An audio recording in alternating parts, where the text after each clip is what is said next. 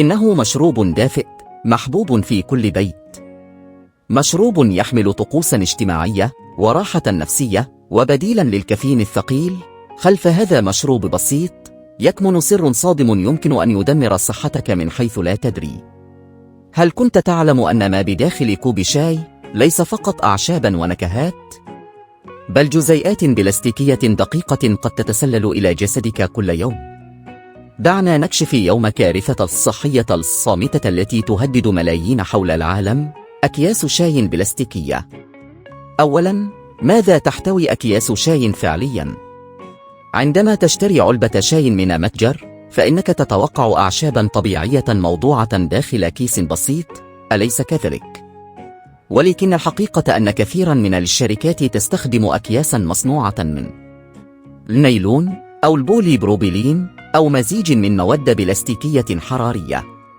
وعند وضع هذه الأكياس في الماء الساخن، تبدأ في إطلاق جزيئات دقيقة من البلاستيك تعرف بالميكروبلاستيك، وهي صغيرة جدا ولا يمكن رؤيتها بالعين المجردة، ولكنها تدخل إلى جسمك مع كل رشفة.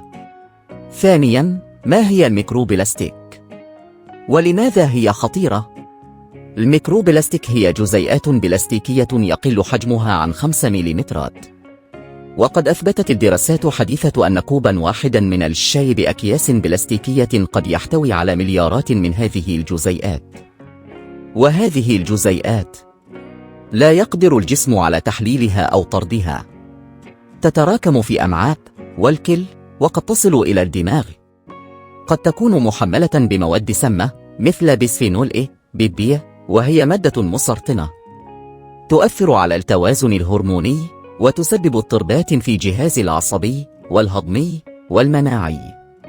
ثالثاً، أعراض الصحية التي قد تظهر بسبب هذه الجزيئات: انتفاخ ومشاكل هضمية، تعب مستمر دون سبب واضح، ضعف المناعة وكثرة الإصابات، اضطرابات في الهرمونات، مشاكل جلدية أو تساقط الشعر، والأخطر تراكم السموم وتمهيد الطريق للأمراض الخطيرة.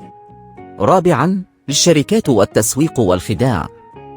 تلجأ بعض الشركات لاستخدام أكياس بلاستيكية لتقليل التكلفة أو لمظهر فاخر. والمفاجأة أن المستهلك لا يميز ذلك، وقد يظن أنه يشتري شاياً نقياً وطبيعياً. إنه تزييف تحت غطاء التسويق. لا تكن ضحية لكوب شاي بريء في الظاهر وسم صامت في الباطن. صحتك أغلى من كل شيء، فاحمها بالوعي والاختيار الصحيح. هل ستغير نوع الشاي الذي تشربه يومياً؟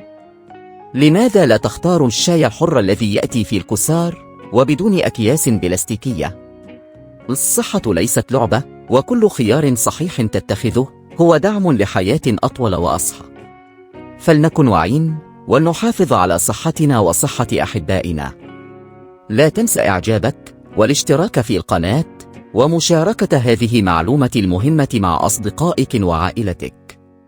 شكرا لمشاهدتك.